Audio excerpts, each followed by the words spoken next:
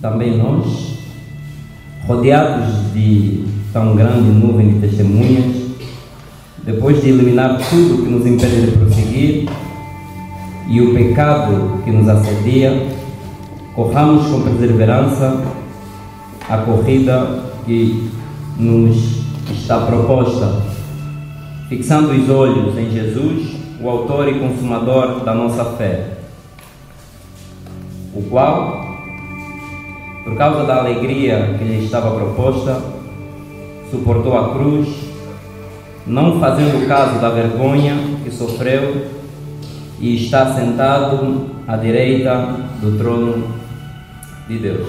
Vou pedir ao ancião Rogério para orar, por favor. Obrigado ao Pai. Nós te agradecemos, Senhor, por esta alegria, este privilégio que nós temos de mais uma vez estarmos aqui sentados, Senhor, aqui neste banco, aqui neste lugar, por ouvir, Senhor, a tua palavra, que nesta noite aqui vai ser exposta pelo teu servo, que tu, Senhor, possas tocar no seu coração e que dês a sabedoria vinda de ti, para que este recado que tens para cada um de nós, ele possa fortalecer a nossa vida espiritual. Abençoa, Senhor, todos nós e abençoa também aqueles que conheces, aqui que faltam, e onde quer que eles estejam, Senhor, que a tua paz e o teu amor se possa também estar com eles, Senhor. Abençoa também os irmãos que nesta noite e em outros lugares, onde a tua palavra também está a ser entregada, para que nesta noite, segundo a tua vontade, possa ser dia de salvação. Por isso nós te pedimos e te agradecemos todas estas coisas no santo nome do teu amado Filho, nosso Senhor Jesus Cristo. Bom, hoje vou falar sobre a carreira que nos está proposta. E vou começar por definir o que é carreira, que é um termo derivado da palavra latina carraria, que significa um caminho. A carreira não revela apenas um histórico profissional, como muitos de nós estamos acostumados ou familiarizados com esse termo. A carreira de um médico, a carreira de um professor, de um engenheiro, de um jogador, ou um autor ou um simples funcionário, mas está interligado a um caminho rumo a um objetivo, né? E desde sempre essa palavra foi associado a uma meta, a um foco. Ou seja, quem está a fazer uma carreira está a percorrer um caminho, e esse caminho ele tem um objetivo, tem um alvo.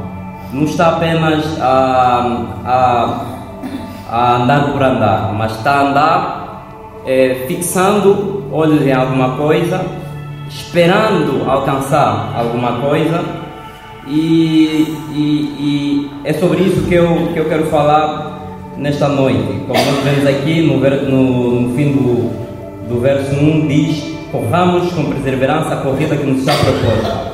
Noutras traduções diz carreira que nos está proposta, e eu vou ficar com esse termo, pois é o meu tema de hoje. Eu vou falar disso porque a vida cristã é uma vida de peregrinação, e essa peregrinação consiste em um percurso, consiste em uma trajetória, passar de um lugar para outro ou um estado para outro, uma transição, algo progressivo, não algo estático, mas algo progressivo, evolutivo. E assim conforme aconteceu com a jornada do povo de Israel no deserto rumo à terra prometida, nós também hoje estamos na mesma estrada, trilhando os mesmos passos. O que aconteceu com o povo de Israel? Deus livrou o povo de Israel do Egito, da escravidão, e o mesmo Deus que libertou o povo foi o mesmo Deus que acompanhou o povo. O Senhor não simplesmente salvou o povo e disse: olá, salvem-se, em poder e nos encontramos na terra prometida. Não, o Senhor, o mesmo Deus que tirou o povo de Israel do Egito, da terra da escravidão, nós acompanhamos durante a peregrinação, durante a jornada no deserto, que é o mesmo Deus que acompanhou o povo, que é o mesmo Deus que deu provisão ao povo, é o mesmo Deus que de dia acompanhava o povo com uma coluna de nuvem e de noite acompanhava o povo com uma coluna de fogo. É o mesmo Deus que deu água, é o mesmo Deus que deu maná, é o mesmo Deus que deu carne. Então, o Deus que libertou o povo é o mesmo Deus que acompanhou até a terra em que Ele prometeu. E o mesmo acontece conosco. Nós fomos salvos da escravidão, o mundo que representa o Egito. E o próprio Deus que nos salvou é o próprio Deus que nos acompanha. Deus não nos salvou e nos abandonou e nos diz: olá, nos encontramos no céu. Não, Ele diz: eis que estou convosco até a consumação dos séculos. Ele enviou o Paracleto, o Espírito Santo, o fiel ajudador, para nos capacitar nessa peregrinação, para nos capacitar nessa jornada, nessa carreira que o próprio Deus nos propõe. Então, todos nós aqui presentes temos uma carreira. Todos nós, o Senhor nos propõe uma carreira nessa noite. E a carreira que o Senhor nos propõe é uma carreira que Ele propõe a cada um particularmente. O Senhor, o objetivo é o mesmo, mas o Senhor propõe uma carreira singularmente a cada pessoa. E todos nós temos uma carreira, uns distintos das outras, mas a verdade é que todos nós temos um caminho para percorrer. E nós vemos isso no livro de João, no final do livro de João, quando Cristo estava a falar com Pedro acerca da morte que ele haveria de ter. Pedro, confundindo as coisas, achando que todos tinham a mesma carreira, ele aponta para João e diz: e como é que João vai morrer? E Cristo foi claro, disse: não importa, o importante é, parafraseando, o importante é que eu tenho isso para ti. E João, não importa se eu quero que ele esteja vivo até que eu venha, o que é que você tem com isso? Não tem nada a ver, cada um tem sua carreira. E nós sabemos que Pedro percorreu a carreira que ele estava proposta, e sabemos o tipo de morte que o Pedro teve, sabemos também o tipo de morte que João teve. Não é que um teve uma carreira melhor do que a outra, não, todos, a carreira, o objetivo, o alvo é o mesmo, só que a carreira o Senhor nos propõe de forma diferente, porque nós somos indivíduos, seres individuais, nós somos singular. O que você passa não é a mesma batalha que eu passo, e vice-versa. Então, a carreira que o Senhor nos propõe hoje, a todos aqui, sem exceção, é uma carreira que Ele propõe como objetivo, porém singularmente, particularmente com cada um de nós. E nós vemos isso em Atos, só para mostrar que todos nós temos a carreira, vemos isso em Atos capítulo 13, verso 25, dizendo: João Batista, quando João Batista completava a carreira, não é? Mostrando que João também teve uma carreira, e sabemos nós quem é João. Nós vimos aqui algum domingo de noite atrás. João teve uma carreira muito curta, teve uma carreira muito curta e muito intensa nessa vida.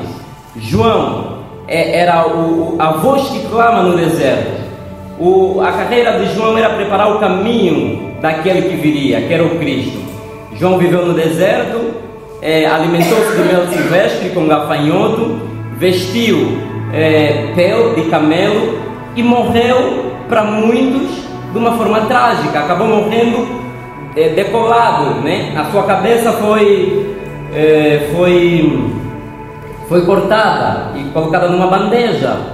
Mas Atos 13, 25 diz: quando João completava a carreira, quando João culminava o ministério, e João cumpriu a carreira que ele estava proposta, cumpriu a corrida, o caminho que o Senhor havia lhe proposto. Então vamos olhar no nosso texto que nós lemos hoje, e e vamos analisar o que é que o Senhor tem para nós.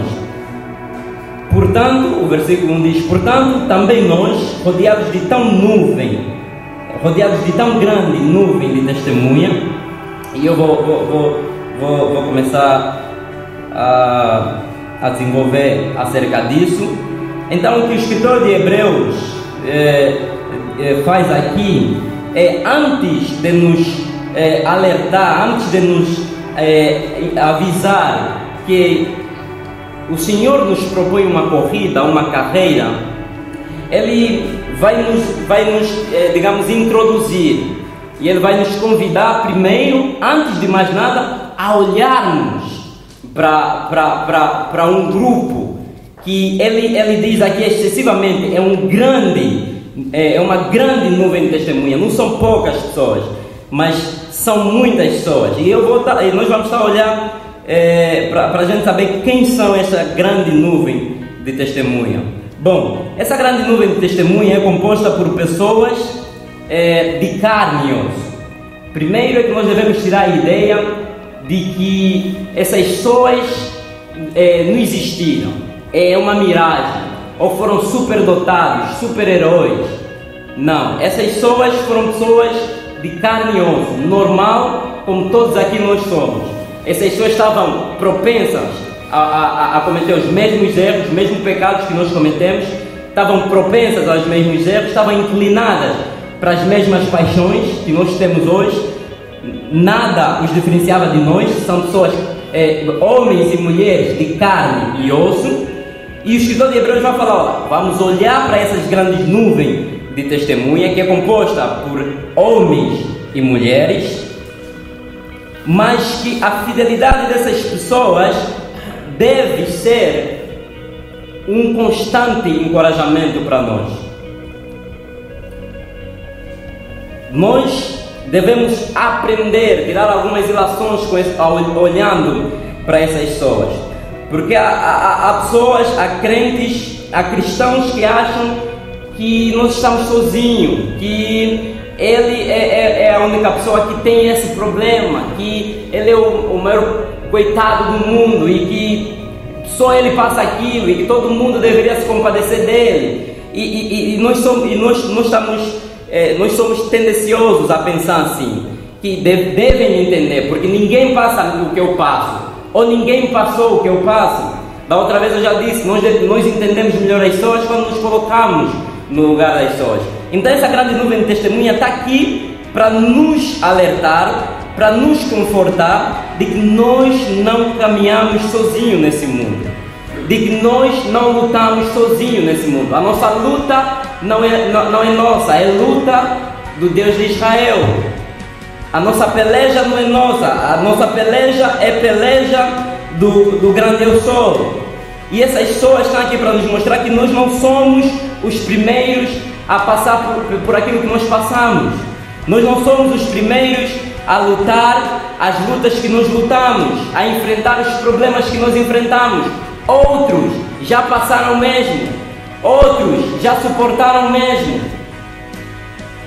outros antes de nós tiveram a mesma luta, correram a mesma corrida, correram a mesma carreira e venceram. Então o escritor de Hebreus diz: olha, vamos atentar para essa grande nuvem de testemunha. Por quê? Porque essa grande nuvem de testemunha, eles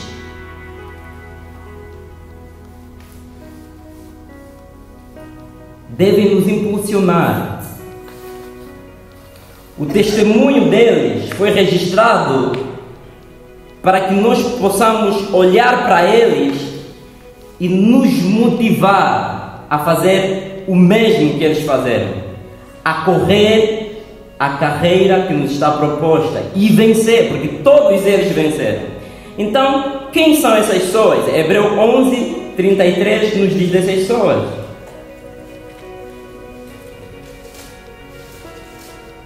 Hebreus 11. Quem são essas pessoas? Eu posso falar: Abel, Enoque, Noé, Abraão, Isaac, Jacó, prostituta Raabe, Moisés, Gideão, Baraque, Sansão, Jefité, Davi, Samuel e tantos outros profetas. Quem são essas pessoas? O que eles fizeram? O escritor de Hebreus, capítulo 11, verso 33 diz: estes, por meio da fé, venceram reinos, praticaram a justiça, alcançaram promessas, fecharam a boca de leões, apagaram a força do fogo, escaparam ao fio da espada, da fraqueza tiraram força, tornaram-se poderosos na guerra, puseram em fuga exércitos estrangeiros. Algumas mulheres receberam pela ressurreição seus mortos, alguns foram torturados e não aceitaram ser livrados para alcançar uma melhor ressurreição, e outros experimentaram zombaria, espancamento, correntes e prisões, foram apedrejados, foram provados, cerrados ao meio, morreram ao fio da espada, andaram vestidos de peles de ovelhas e de cabras, necessitados, aflitos e maltratados. E ele vai terminar: o mundo não era digno dessas pessoas. Então, são essas pessoas que nós devemos olhar, que o escritor de Hebreus nos convida a olharmos, a tão grande nuvem de testemunha. Essas pessoas cujo testemunho de vida nos serve como um exemplo de fé, de obediência, de paciência, de humildade, de fidelidade a Deus, porque estes que foram a grande nuvem de testemunha correram a carreira que lhes estava proposta, e venceram. E aqui é onde nós entramos quando olhamos para essa história, porque o que temos visto é que nós hoje, os cristãos hoje, esquecem-se da carreira que lhes está proposta. Eu quero dizer que nunca foi da vontade de Deus, nunca passou na divina mente do Criador nos colocar nesse mundo para viver para sempre. Antes mesmo que houvesse dia, antes mesmo que Adão pecasse, Deus nunca planejou, nunca arquitetou nos colocar nesse mundo para viver para sempre. E muitas das vezes nós temos esquecido que a nossa realidade é de peregrinação. Nós somos peregrinos. Nós estamos nesse mundo, nessa terra, para sermos conformados à imagem de Cristo. Nós estamos aqui para sermos aperfeiçoados. E o que tem acontecido é que nós temos fugido do fogo e temos, como a mulher de Ló, temos olhado para trás. Temos nos deixado levar e ser seduzidos pelas paixões desse mundo. Esquecemos que a nossa realidade é essa. Nós somos peregrinos. Hebreus capítulo 11, verso 13 diz: todos esses, a grande nuvem de testemunha, morreram mantendo a fé, sem ter recebido as promessas, mas tendo-as visto e acolhendo-as de longe, declararam ser estrangeiros e peregrinos na terra. Eles próprios se declararam, porque eles entenderam. Quando eles tinham em vista a promessa, eles entenderam: não, nós somos estrangeiros, nós somos peregrinos. E é isso que nos falta hoje.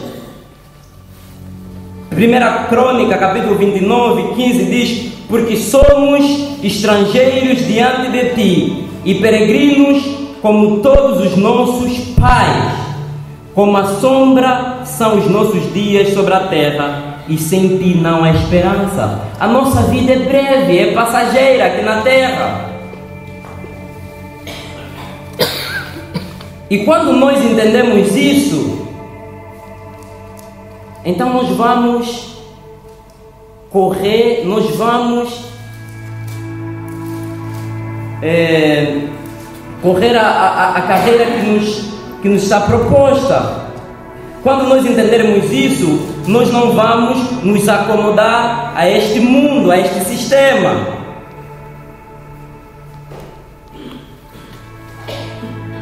O escritor de Hebreus nos manda olharmos a essa grande nuvem de testemunha.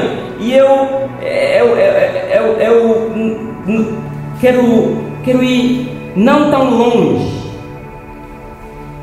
né? Porque às vezes nós temos essa ideia de que esses foram só simplesmente uma personagem, que realmente isso não passa de história. Mas nós não precisamos ir tão longe, nós precisamos ir alguns séculos atrás. Nós precisamos atentar como homens e mulheres atrás, aqui na Europa, viveram intensamente para a glória do Senhor. Pessoas que entenderam o chamado e viveram de uma maneira de peregrinos, de estrangeiros. Os heróis da fé. Eu li toda a série de os heróis da fé do Steven Lawson, que está aí na biblioteca. E eu admirava cada pessoa que eu lia. Eu me envergonhava pela forma tão aguada que eu vivo. Quando eu olho para essas histórias, quando eu leio, quando eu ouço sobre essas histórias, meu coração pula. Eu falo, como é que eu posso? David Brainerd. Eu vi sobre o David Brainerd e eu vi um jovem que foi pregar para os índios. Morreu com 28 anos. Por problemas, porque ele largou todo o conforto que tinha e foi pregar para os índios. Eu vi, mas como é que pode? Como é que David Livingstone, o missionário da África, que amou tanto os africanos, que largou tudo, foi na África, e quando morreu, a biografia diz que os africanos queriam que ele ficasse lá, ser enterrado lá, mas não podia, tiveram que mandar o corpo. Os africanos, então, nós ficamos com o coração de David Livingstone, porque ele amou tanto a África. Esses homens entenderam a razão de viver. Nós não estamos aqui para ter riqueza, para fazer bonito. Nós precisamos entender que a nossa vida é breve, é passageira. Hudson Taylor, outro missionário na China, que disse: se tivesse 1000 vidas, daria todas pela China. Quando vocês leem isso, o que vos vem?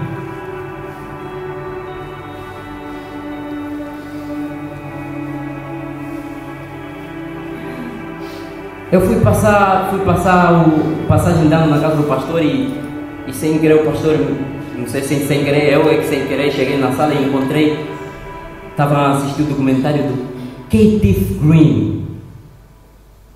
Eu ouvi aquele homem, eu encontrei já a história no meio, eu cheguei em casa, eu fui pesquisar tudo sobre o Keith Green e eu novamente me envergonhei da minha vida. Me envergonhei da forma aguada, da forma sem graça que eu vivo. Keith Green também morreu cedo, morreu com 28 anos, morreu com 28 ou 29 numa queda de avião, e dizem que ele tinha fama, tinha dinheiro, tinha tudo a seus pés, e Keith Green desprezou tudo, começou a oferecer os CDs. Quem quiser paga, quem não quiser não paga. Não se apegou às coisas materiais. Fez a casa dele um campo de missionário. Viveu intensamente para a glória e o avanço do reino. Importante para Keith Green era que o nome de Cristo fosse conhecido. Ele disse: quem não consegue comprar, leva. E ele morreu num acidente de avião com os 2 filhos. E o que aconteceu na morte dele? Muitos jovens se entregaram para a missão. Muitos jovens foram convertidos porque eles entenderam que a forma como Keith Green pregava foi a mesma forma intensa que ele vivia, não colocando esperança nas coisas perecíveis, nas coisas que se veem, mas nas coisas que não se veem. Eu quero vos convidar a se envergonhar, nem que for por alguns segundos, da rotina que alguns aqui têm, se é que tem. Da quinta de noite, segunda a mesma coisa, culto, dia de noite, e outra coisa, quinta. Não tem nada de intenso, não tem nada, não há chama no amor pelas almas.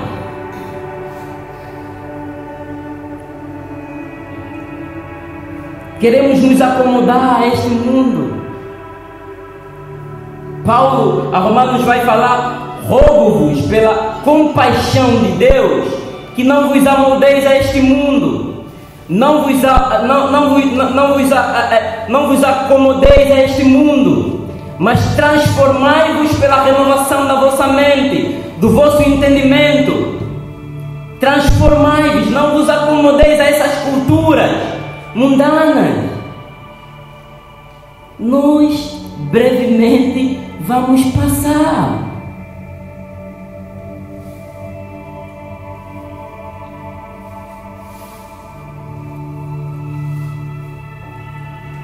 Timóteo, lembrai-vos dos pastores que vos falaram a palavra de Deus, a fé dos quais imitai, atentando para a sua maneira de viver.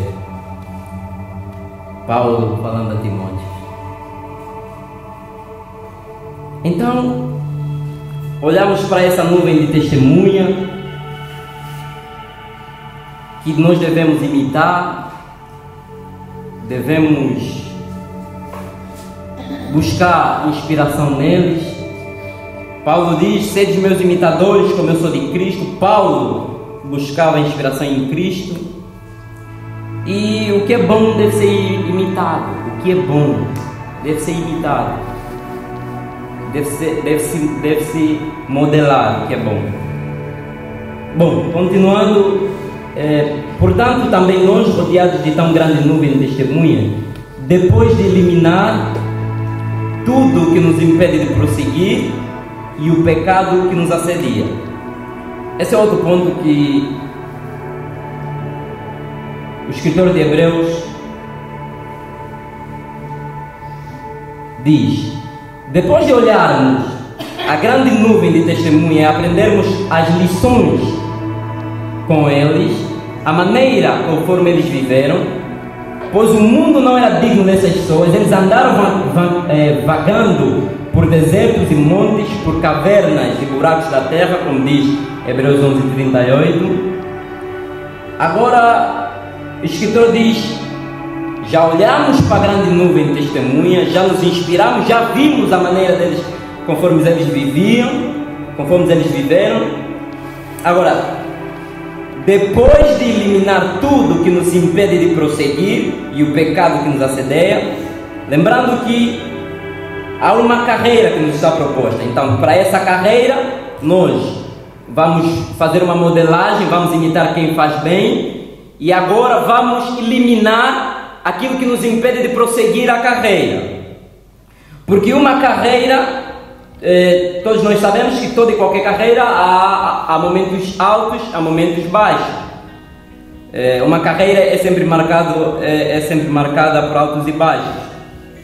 E é exatamente isso que o escritor, exatamente isso que Hebreus nos diz no texto. Depois de eliminar tudo que nos impede de prosseguir e o pecado que nos assedia. E eu quero fazer algumas questões para todos nós aqui, inclusive eu mesmo.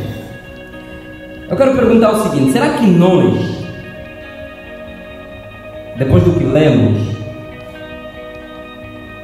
será que nós temos eliminado das nossas vidas tudo o que nos impede de prosseguir na caminhada?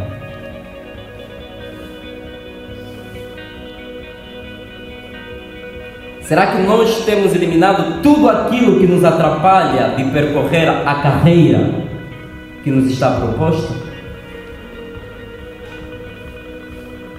Será que temos arrancado os nossos olhos? Será que nós temos cortado os nossos braços? Cortado das nossas vidas tudo aquilo que nos faz pecar? Será que nós temos sido radicais com o pecado que tenazmente nos assedia? Temos nos livrado dos embaraços, dos impedimentos e dos pecados que nos envolvem diariamente? Temos nós exterminado os pecados que nos rodeiam? Temos nós eliminado ou se afastado de tudo aquilo que nos afasta de Deus? Temos nós feito isso? Os relacionamentos temos eliminado? Não tem nada de mal no relacionamento. É bom a gente nos relacionar com pessoas, mas se essa relação impede com que nós prossigamos a carreira que nos está proposta, o escritor é claro: elimina. Depois de eliminar tudo que nos impede de prosseguir, a sensualidade, a imoralidade, o medo, a dúvida que Deus é Deus, porque muitos de nós temos ainda a dúvida de que Deus é Deus, de que Ele faz, de que Ele é. Temos nós eliminado a avareza, a soberba, a arrogância, o mundo, as amizades. Temos nós eliminado das nossas vidas as diversões?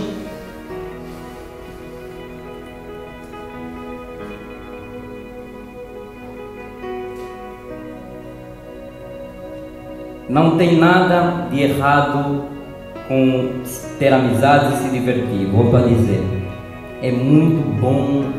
O Salmo louva, é suave que os irmãos vivem em união. É bom a gente se reunir, ter um convívio entre irmãos, jogar um mexicano, é muito bom. Mas não estamos a falar do que é bom, estamos a falar do que é melhor. Estamos a falar que a vida não é só isso. A vida continua, nós somos seres eternos. Nossa vida não pode se resumir só nisso. Hebreus 11:16 diz: mas agora almejam uma pátria melhor, isto é, a celestial. Então não estamos a falar do que é bom, estamos a falar do que é melhor. Lá na Repsol, eles nos dizem sempre: não queremos bons, queremos melhor. Porque bom, agora todo mundo é bom, nós queremos melhor. E é isso que o Senhor está falando. Não estamos a falar do que é bom, estamos a falar do que é melhor. O céu. Melhor do que tudo nessa vida. Então, se alguma coisa tem nos impedido de prosseguir a carreira que nos está proposta, que nos é proposta por Cristo, não há conversa. O texto é claro como água e o texto diz: eliminam. Devemos eliminar. Cristo, em Mateus 5:29, quando ele fala do olho, ele não diz para... Ela apresenta ele fala de uma forma radical. Se os teus olhos te fazem pecar, arranca-o. Se a tua mão te faz tropeçar, te faz pecar, corta-o. E ela apresenta a razão, o melhor. Ele diz, é melhor entrar no céu sem um olho ou sem o braço do que ir com todos os nossos membros para o inferno. Então estamos a falar do que é melhor.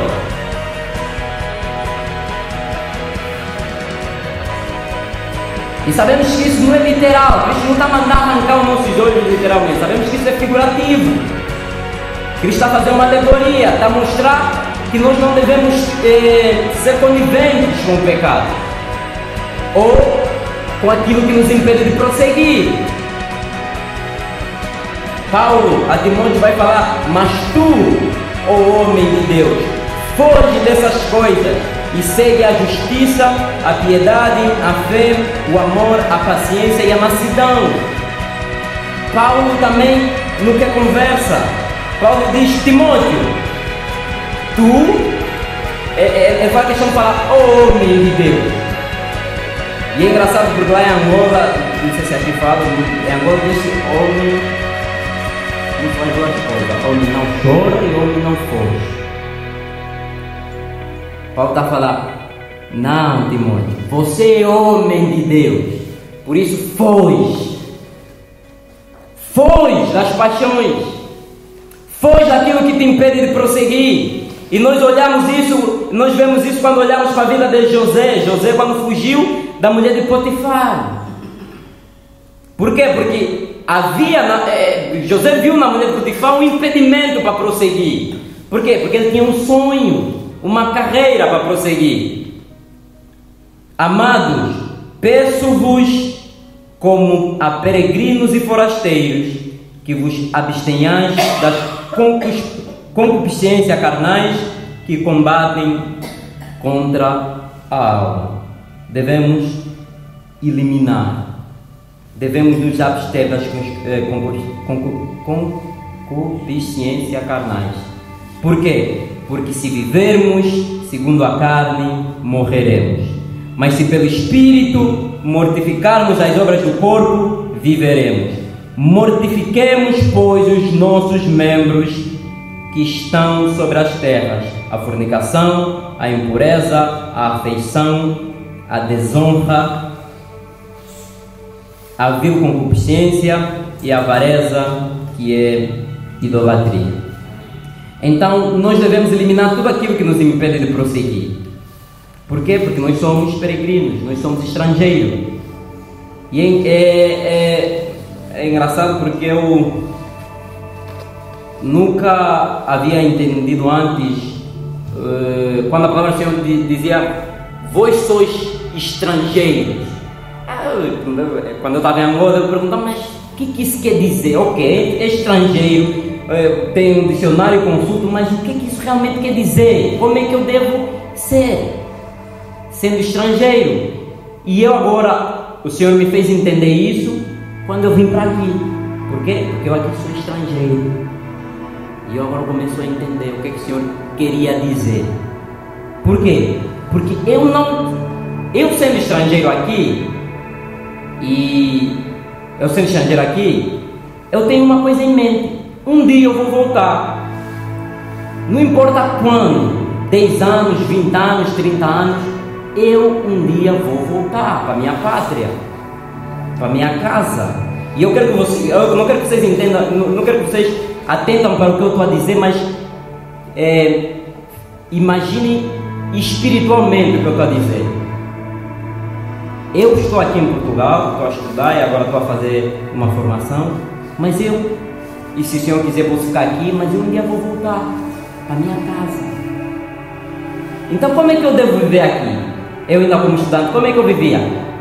Quando é para procurar casa, eu não procuro uma casa que não tem uma cama. Por quê? Eu não quero comprar uma cama, porque a cama vai me dificultar quando eu voltar. Ou vou ter que vender, ou vou ter que fazer alguma coisa. Então, não compro. A casa tem que ter cama. A casa tem que ter televisor, porque eu não posso comprar um televisor porque eu sou estrangeiro. Agora que eu vou ficar, já posso até e depois, porque fico mais tempo se Deus quiser. Mas então isso era a minha realidade. Mas não quer dizer que eu não assistia, eu assistia. Não quer dizer que eu não dormia, eu dormia. Não quer dizer que eu não fiz amizade, tenho boas amizades aqui. Não quer dizer que eu não me sinto em casa, aqui me sinto, mas eu olho sempre para quê? Para minha casa futura, onde eu vou voltar.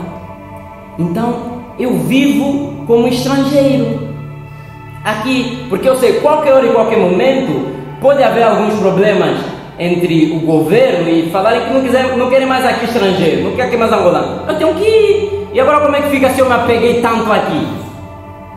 Me custará. Assim somos nós.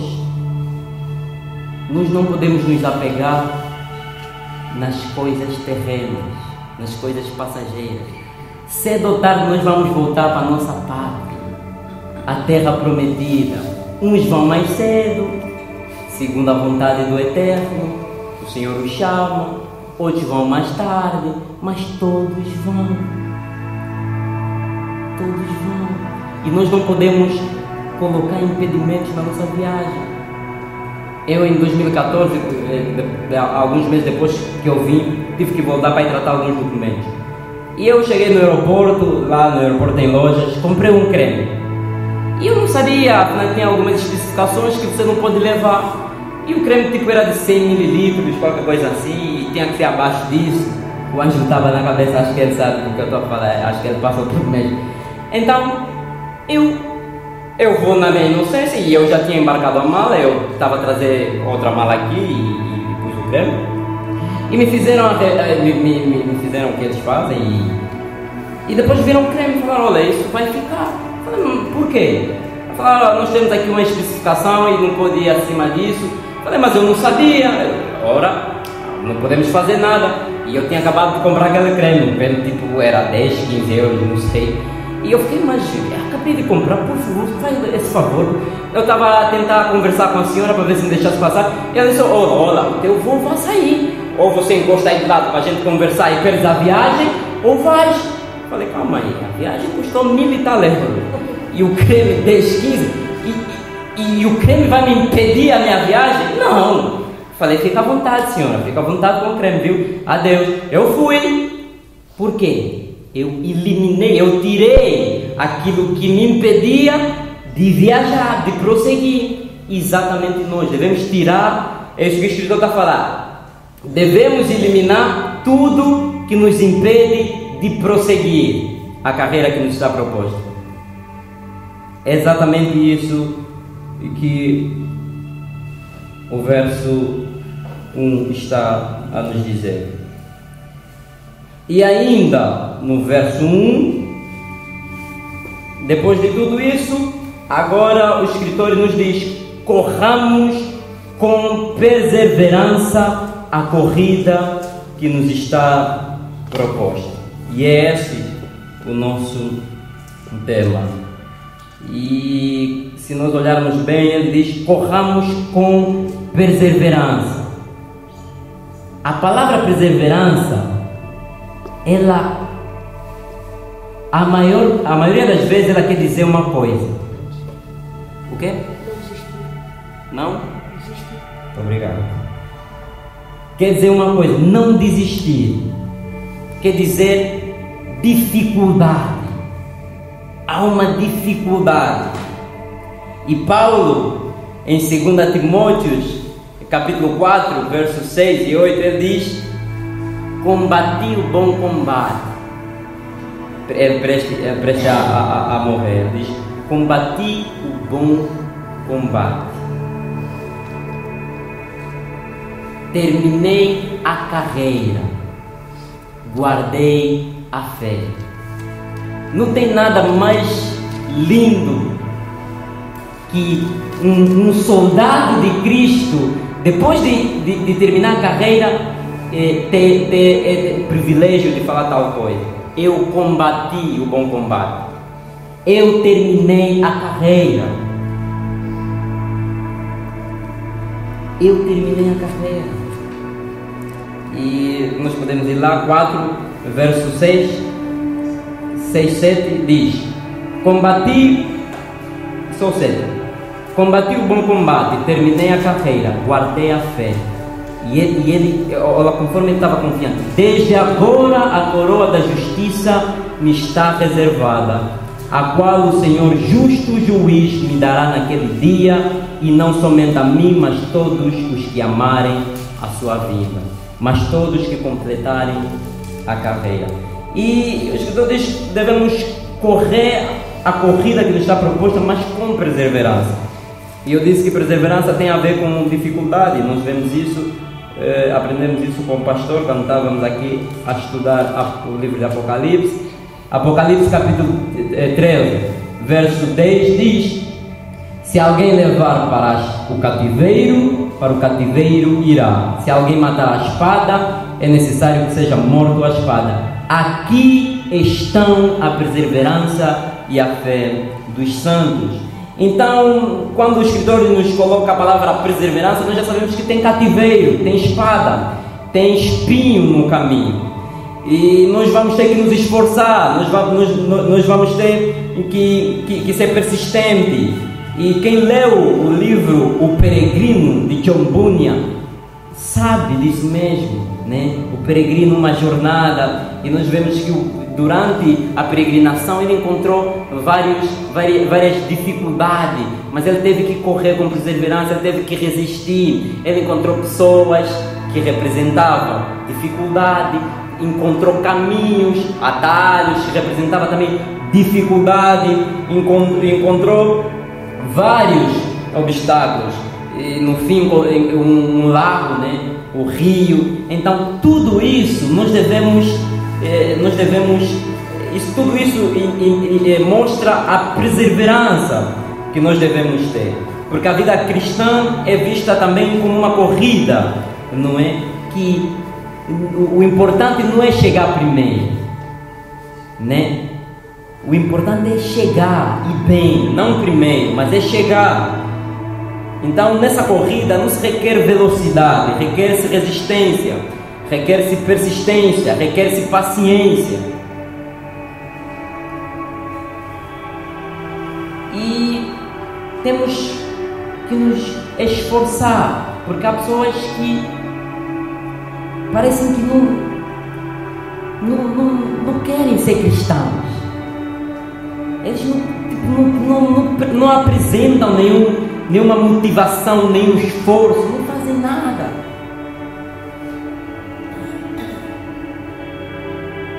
Nós cremos, acreditamos naquilo que a Bíblia nos diz relativamente à perseverança dos santos, que Deus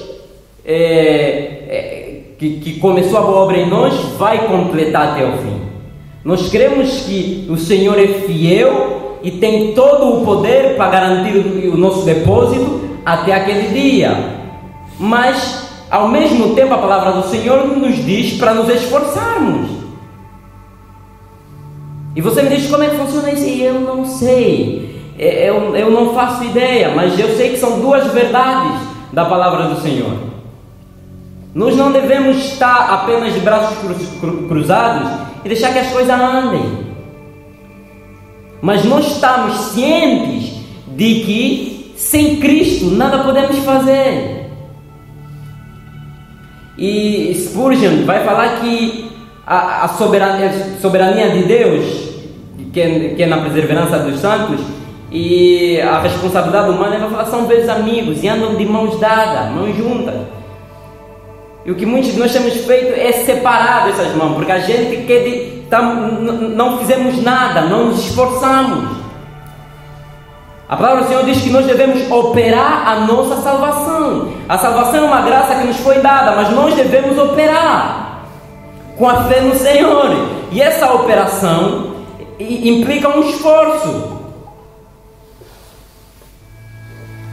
1 Coríntios, capítulo 9, verso 24.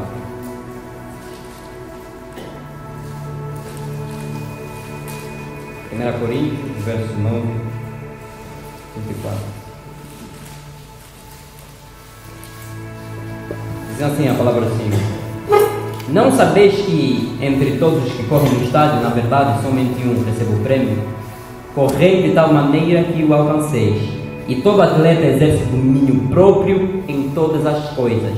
Os atletas o fazem para alcançar uma coroa perecível, nós, porém, uma coroa que não se acaba. Portanto, corro não como quem não tem alvo, e luto não como alguém que não golpeia o ar. Pelo contrário, aplico socos ao meu próprio corpo e torno-o meu escravo, para que depois de pregar aos outros, eu mesmo não venha a ser reprovado. Então, nós estamos a ver que os atletas, eles exercem domínio próprio em todas as coisas. E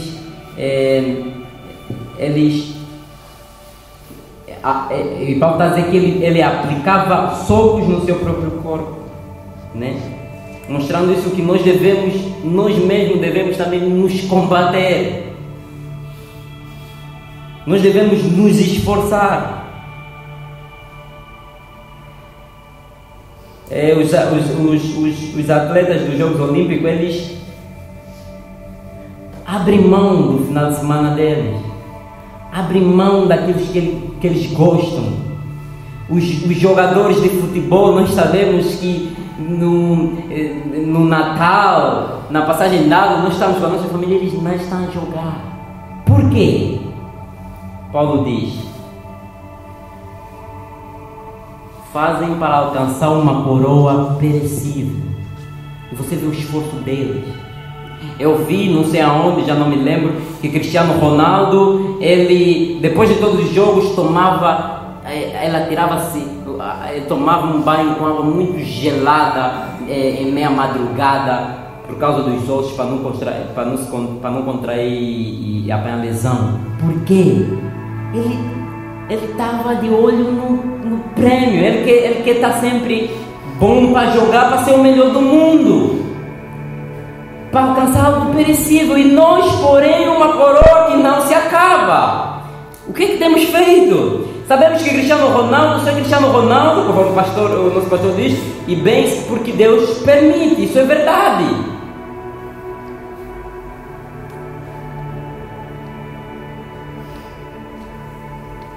E esses homens, os heróis da fé que nós falamos aqui, também eles só foram o que foram porque Deus os capacitou, os permitiu, os usou. E você diz: mas Deus não me usa. Mas é porque você não quer. Isaías, quando Deus diz: a quem eu enviarei? Isaías disse: ó Senhor, envia-me a mim, eis-me aqui. Então, você não é usado porque você não apresenta disponibilidade. Você não apresenta motivação. Você não opera a tua salvação no Senhor.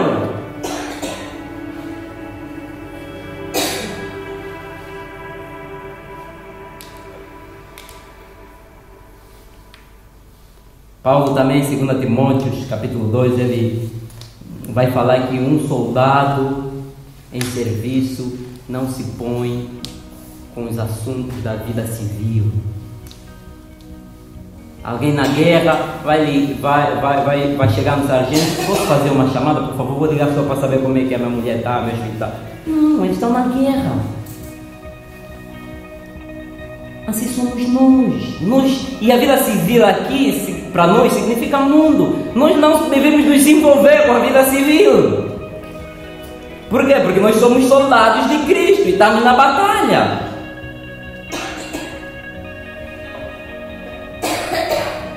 Então tem que haver alguma renúncia.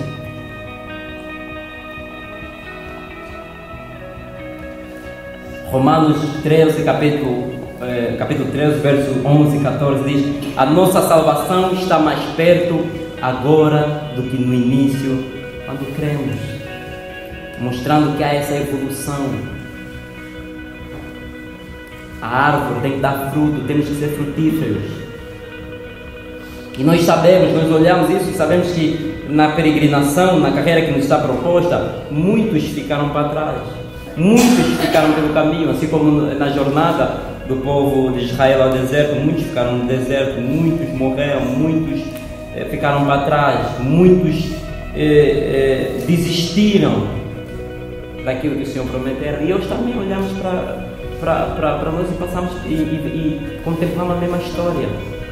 Sabemos que os que começaram, eu não sei quanto tempo as pessoas têm aqui de conversão, mas eu sei que os que começaram, você deve ver que os que começaram contigo, poucos restam. Desistiram da carreira, caíram da graça, como Demas. Paulo diz: Demas me abandonou amando o presente século. E o abandono da carreira que nos está proposto é isso, é se envolver com os assuntos das coisas civis, amar o presente século, amar o mundo, achar o mundo atraente, o carnaval atraente. Essas pessoas desistiram, mas hoje, pela graça de Deus, você está aqui, correndo a carreira que te está proposta. Uns estão quase a chegar na carreira que lhes é proposta. Estamos aqui e os outros desistiram. Por quê? Porque não meditaram a boa milícia da fé, não tomaram posse da vida eterna. Atos 20, 24 diz: mas de nada faço questão, nem tenho a vida por preciosa, contanto que cumpra com alegria a minha carreira e o ministério que recebi do Senhor Jesus, para dar testemunho do Evangelho de Deus. Paulo a falar: olha, eu não faço questão de nada, nem a minha vida eu tenho ela por preciosa, eu me ligo.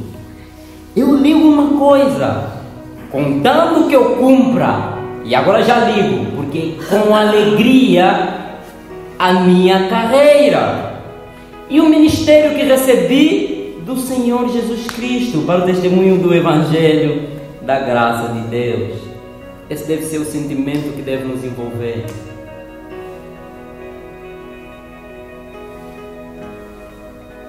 Para terminar, verso 2.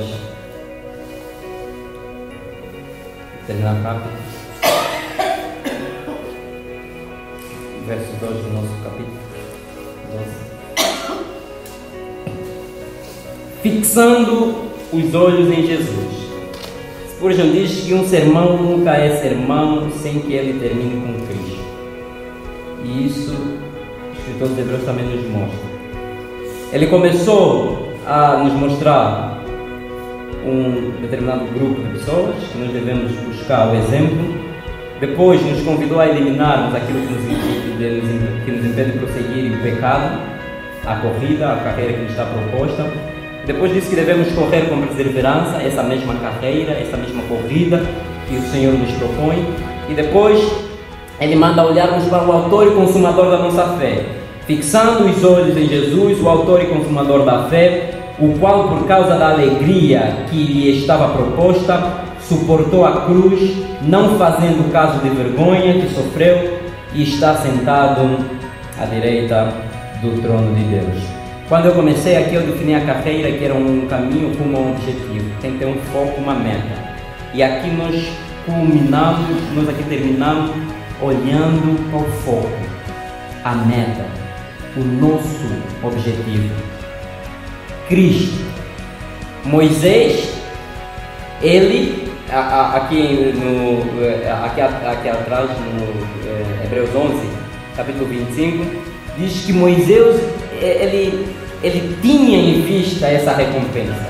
Verso 25 diz: escolhendo, verso 24, pela fé, Moisés já adulto recusou ser chamado filho de Faraó, escolhendo pelo contrário ser maltratado com o povo de Deus, em vez de experimentar por algum tempo os prazeres do pecado, ele considerou a afronta de Cristo como uma riqueza maior do que os tesouros do Egito, pois tinha em vista a recompensa. Eu convido vocês a lerem isso de novo. Se for em casa, melhor, com mais calma. Moisés, ele recusou uma coisa: ser filho do faraó, luxo, né? A grandeza. Eu não vou entrar em detalhes porque não me convém. Mas ele tinha em vista uma coisa. Ele aqui diz por algo, ele não com o povo de Deus, em vez de experimentar por algum tempo os prazeres do pecado, né? Tendo essa ideia de peregrino, tendo essa ideia de forasteiro, é algo efêmero, é passageiro. Então ele tinha em vista uma riqueza maior, algo melhor, não é, do que o tesouro do Egito. Ele tinha em vista a recompensa de Cristo, e Cristo deve ser a nossa maior motivação. Cristo e nada mais do que isso. Porque, não sei se vocês dão conta, sem Cristo a coisa não tem graça. Não tem graça. Tem um pregador que diz: Cristo não é tudo que precisamos, Cristo é tudo que temos. E Cristo deve ser o nosso foco, o nosso objetivo, que nos traz aqui, que nos faz trabalharmos para o avanço do reino. Deve ser Cristo, nada mais do que isso. Spurgeon diz, num sermão dele, fala de uma senhora que ela queria tanto, estava tão aflita, queria tanto ouvir, queria tanto alguma coisa da parte de Deus, queria tanto Cristo, tinha uma fome intensa, e ela, sem querer, foi à igreja de Spurgeon, e ela ouviu o sermão, ela se maravilhou com aquilo. Então, outro domingo, ela trocou já o disco, já não era Cristo, mas ela gostou de ouvir o pastor, então ela disse: eu preciso ir ouvir novamente o pastor. Ela chegou lá e ela se arrependeu, ouviu algo entediante.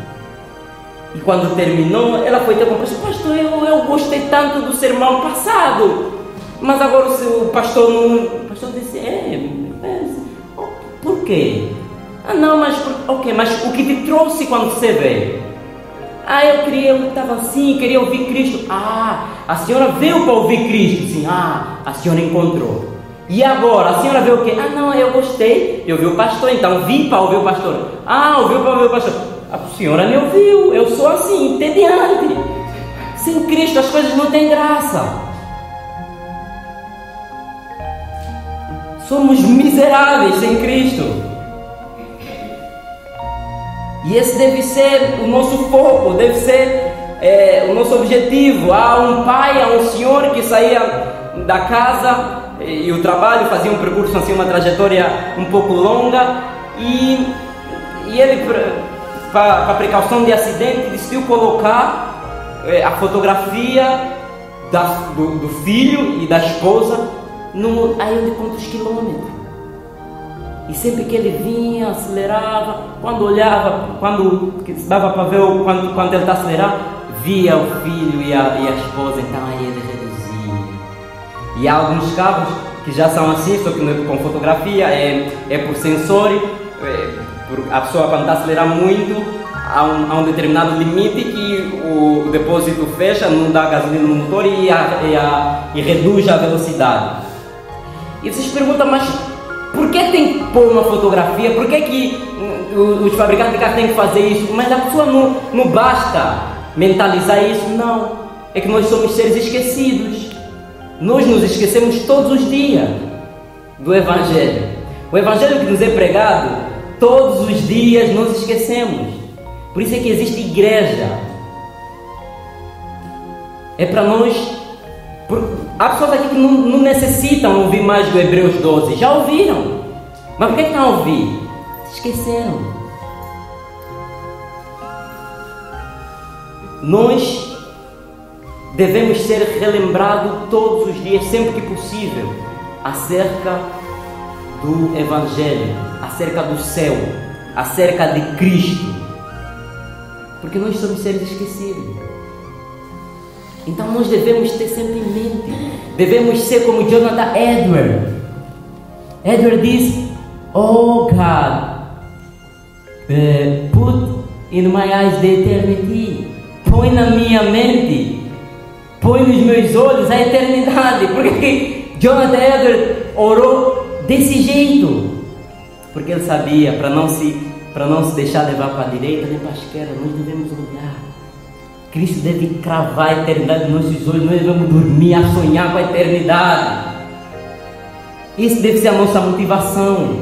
Os muçulmanos fazem a mesma coisa. Esses dos islãs, eles, eu não sei se é bem isso, eu ouvi dizer, para matar, eles têm algo em mente, eles incutem algo em mente, que eles vão ir para o céu, para o paraíso, e vão estar rodeados de não sei quantas virgens, 70 virgens. Então eles se motivam. E eles levam a sério. E não sei se vocês já deram conta assim, que os que têm Deus falso são mais zelosos do que nós que adoramos o Deus verdadeiro. Porque nós pensamos nesse homem maluco, como é que esse homem tem coragem desse homem bomba, entrar num local e matar todo mundo, e ele próprio se mata. Ele tem em mente uma coisa: o paraíso. E nós não. Nós tiramos isso dos olhos. Cristo vai falar em Mateus: os olhos são a candeia do corpo, de sorte que se teus olhos forem bons, todo teu corpo será bom. Se os olhos forem maus, todo teu corpo será trevas. E o Senhor também nos diz para não amontoarmos os tesouros na terra, né? Por quê? Porque onde está o nosso tesouro, aí está o nosso coração. Mas não na terra, porque a terra é passageira, a traça, a ferrugem, a ladrão. Devemos amontoar nosso tesouro onde? No céu. E nós vamos estar cientes, vamos estar dormindo e acordando pensando no céu, que é a nossa recompensa que Cristo nos dará. Aos vencedores, aqueles que correrem a corrida que está proposta e chegar e falar como Paulo: combati um bom combate. Então nós devemos valorizar essa nossa recompensa futura mais do que tudo nesse mundo. Quando eu falo tudo, é tudo: pai, mãe, mulher, esposo, tudo, filho, tudo, riqueza, euro, milhões, tudo. Tudo. E quem é essa recompensa? O Supremo, o glorioso, o magnífico, o precioso, Cristo Jesus. Porque a vida eterna é essa, é Cristo. A vida eterna sem Cristo seria também entediante. Sem Deus seria entediante. Há um pregador que diz que o céu, se Cristo estivesse no inferno, acho que aí ele preferia estar aí do que um céu sem Cristo. Qualquer coisa assim. Vamos terminar com Filipenses 3.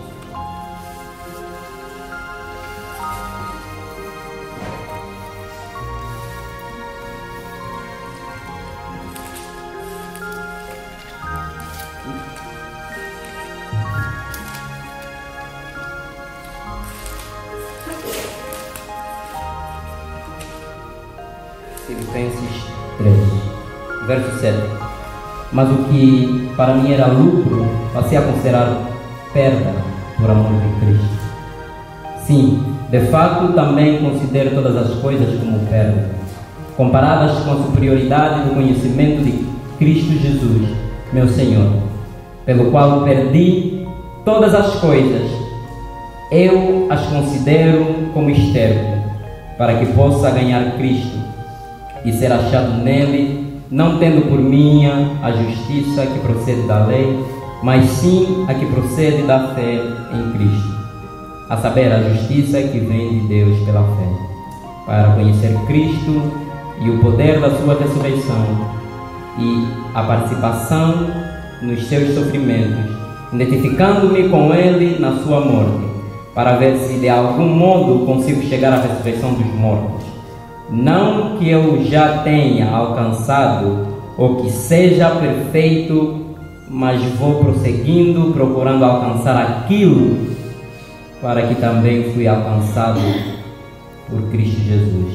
Irmãos, não penso que eu mesmo já o tenha alcançado, mas faça o seguinte: esquecendo-me das coisas que ficaram para trás e avançando para as que estão adiante, prossigo para o alvo, pelo prêmio do chamado celestial de Deus em Cristo Jesus. Por isso, todos os que somos aperfeiçoados tenhamos esse mesmo modo de pensar. E se em alguma coisa pensais de outro modo, Deus também vos revelará isso. Mas prossigamos na medida da perfeição que já atingimos. Irmãos, sede meus imitadores e prestai atenção nos que andam conforme o exemplo que tendes em nós, porque há muitos sobre os quais vos falei diversas vezes e agora vos digo, até chorando, que são inimigos da cruz de Cristo. O fim deles é a perdição, o Deus deles é o estômago, e a glória que eles têm baseiam-se no que é vergonhoso. Eles se preocupam só com as coisas terrenas, mas a nossa pátria está no céu, de onde também aguardamos um Salvador, o Senhor Jesus Cristo, que transformará o corpo da nossa humilhação, para ser semelhante ao corpo da sua glória, pelo seu poder eficaz de sujeitar a si todas as coisas.